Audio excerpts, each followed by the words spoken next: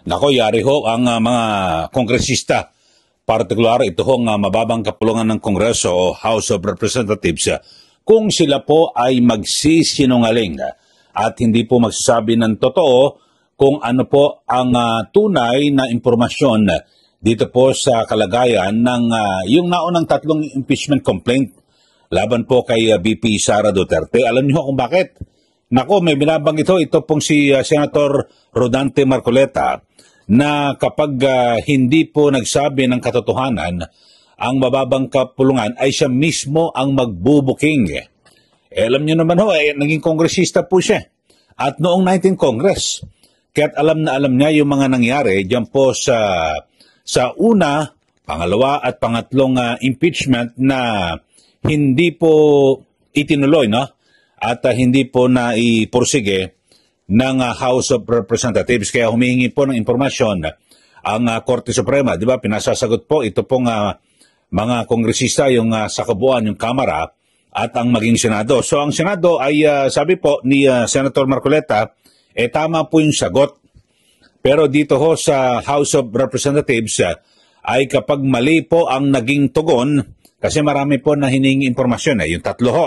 Doon lang ho tututok sa tatlong, ano ba nangyari? Sa tatlong naunang impeachment complaint laban kay VP Sara. Doon lang daw magkakagulo na.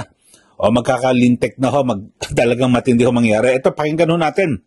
At alam nyo, ito hong si Senator Marcoleta, kompleto raw po siya ng mga dokumento at impormasyon kung ano talaga yung tunay nangyari. So kapag mali po ang isinumite na impormasyon sa Korte Suprema, nako, baka makontempt po itong mga kongresista. Pakinggan ho natin. Ito pong si Senator Marcoleta. Senado. Yes. Tama yung sagot ng Senado Oo. Sumagot ang Senado, sabi niya, Respondent Senate manifests that it lacks sufficient knowledge or information on the matter stated under items A to K. Ito yung 10 Wala nang kinalaman ng ano dito Puro sa House. Status of the first 3 complaints, walang kinalamanan ng Senado rito. Wala po kami, tama yung sagot ng Senado Wala po kaming nalalaman kasi hinihingi po nyo sa amin. Opo. Ang katotohanan, karamihan po ng hinihingi po ninyo, hiningi din po namin sa kanila. Ayun na, At wala rin naibigay. Ito, paano mo sasabihin? Ano ang status ng tatlong complaints? Dito pa lang. Kapag hindi mo nasagot ito.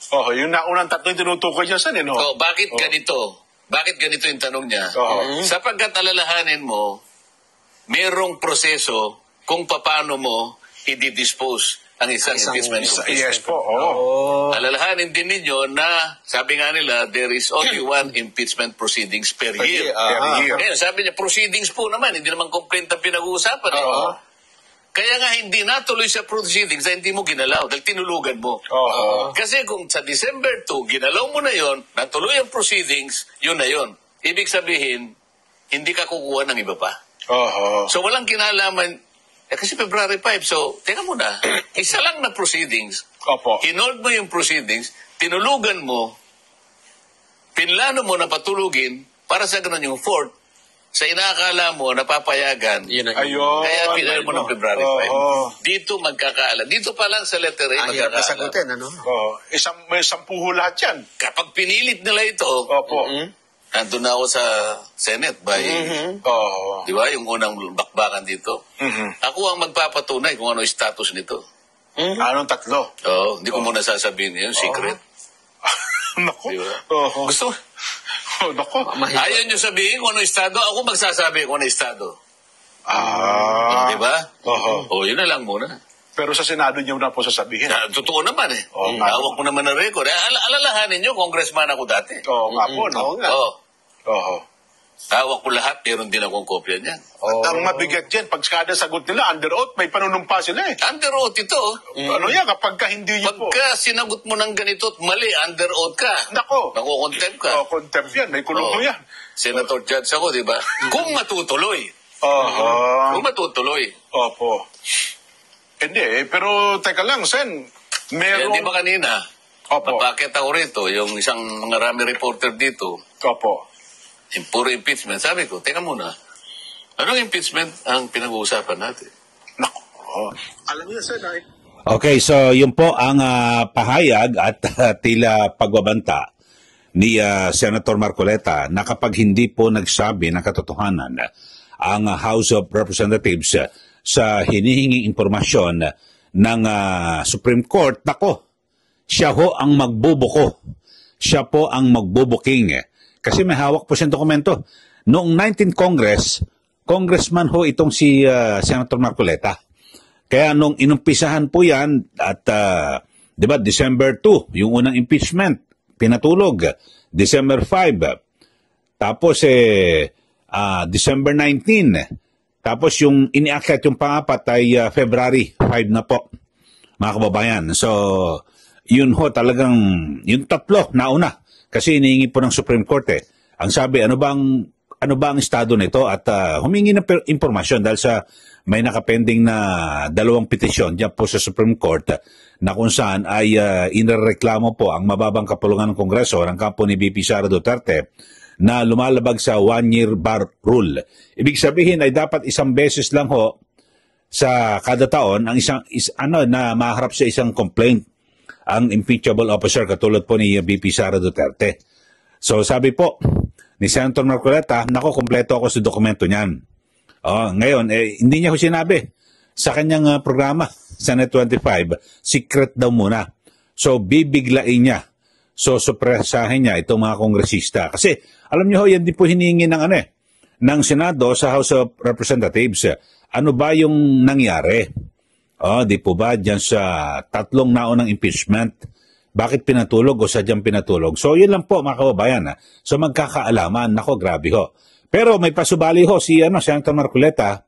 Yan po ay kung matutuloy ito hong impeachment trial laban po kay VP Sara Duterte. Mukhang nauulanigan natin ito kay Senator Marcoleta. Mukhang hindi po matutuloy.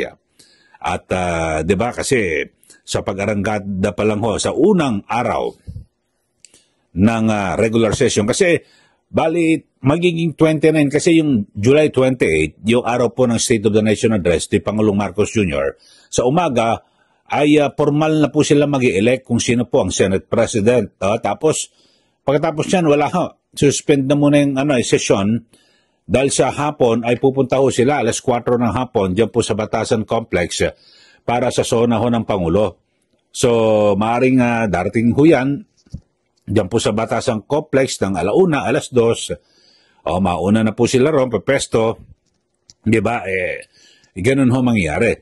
Pero ang bakbakan ho talaga ay 29. Yung second day ng regular session ng 20th Congress. At doon nga, sabi nga ho ni Senator Bato de la Rosa, agad do siyang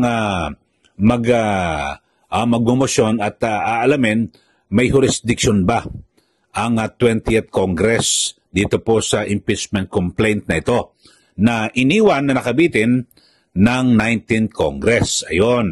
So magdidebate ho dyan at siyempre alam naman natin ang kalakaran dyan po sa Senado, simple majority kapag 13 ang sinabi na oo, wala ang jurisdiction. Ang 20th Congress, tapos na po. Wala na. Wala na ho sila magagawa. Di punta ho sila sa Supreme Court. At ayun nga sa mga naunang pahayag ng House of Representatives, kapag nangyaring ganyan, pupunta po sila sa Supreme Court. Pero, dito ho, meron na pong mga hinihinging katanungan ang Korte Suprema sa mababang kapulungan.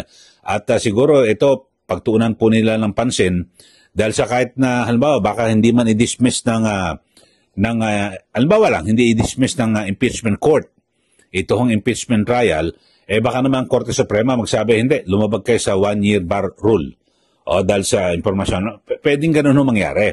So marami ang mga option na pwedeng mangyari dito po sa impeachment case laban po kay VP Sara Duterte. So yun lang ho.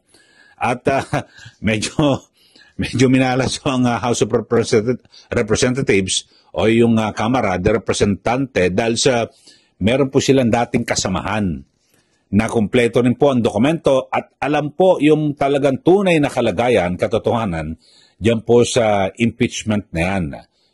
Congressman Marcoleta, di ba? Sa 19th Congress, Congressman ho yan ngayon, naging senador. Nako, patay kang bata ka. So, alamin nun natin, sabi niya, secret lang muna Pero kumpleto ako ng dokumento at alam ko yan. At kapag mali po ang kanilang sinabi, nako, delikado, baka makontempt itong mga kongresista. Kasi patutunayan niya, nasa sa Supreme Court, nako, nagsisinungaling yan. Ito ang totoo. Dahil sa miyembro ako ng Kamara ng 19th Congress. Ayun. So magkakaalaman, mga kababayan. Oy, subscribe na po kayo sa bago lang po sa ating channel at huwag niyo rin pong kalimutan na i-like at i-share. Ito pong ating palatuntunan. Ito pong ating channel. Maraming salamat muli. Ito po si Ka Eli. Magandang araw po sa ating lahat.